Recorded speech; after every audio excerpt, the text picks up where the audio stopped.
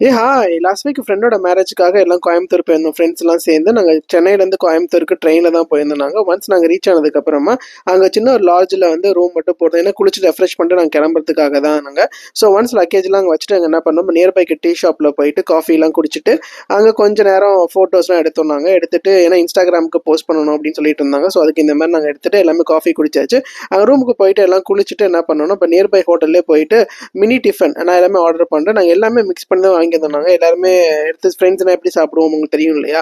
So என்னோட costume பார்த்தீங்கன்னா, இதான் நான் மேரேஜ்க்கு போட்டிருந்தேன். என்னோட டீமோட காஸ்டியூம்ஸ் இதுதான். செம்ம ஜாலியா நாங்க ஃபன்னா இருந்துச்சு அன்னைக்கு. ஸோ அதுக்கப்புறம் நாங்க மேரேஜ் போயிட்டு இருந்தேன். சர்ச்சில் வந்து பார்த்தீங்கன்னா, மேரேஜ் சின்ன வயசுல பார்த்துருக்கேன். இப்போ தான் அதுக்கப்புறம் ரொம்ப நாளுக்கு அப்புறம் சர்ச் மேரேஜ் பார்க்குறேன் நானு. ஸோ மாப்பிள்ளையும் பொண்ணும் வந்துட்டாங்க. ஸோ சர்ச்சில் வந்து பார்த்தீங்கன்னா, எல்லாமே ஆர்கனைஸ்டா இருந்துச்சு அங்க.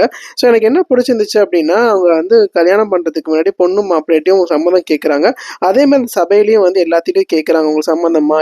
சம்மதம் இல்லைன்னா என்ன ரீசன் அப்படின்னு சொல்லி கேட்டுட்டு ஒரு 5 நிமிஷம் சபை அமைதியா இருக்கு. அதுக்கப்புறம் அக்செப்டன்ஸ் கொடுத்ததுக்கு அப்புறமா ஜீசஸ்ட தாலியை வச்சுட்டு அதுக்கப்புறமா என் ஃப்ரெண்ட்டை கொடுத்தாங்க. அவனும் ஜாலியா கட்டினான். ஸோ எங்களோட ரிசப்ஷன் காஸ்டியூம் இதுதான் எங்களுக்கு. ஸோ அதுக்கப்புறம் என்னங்க லஞ்ச் தான்.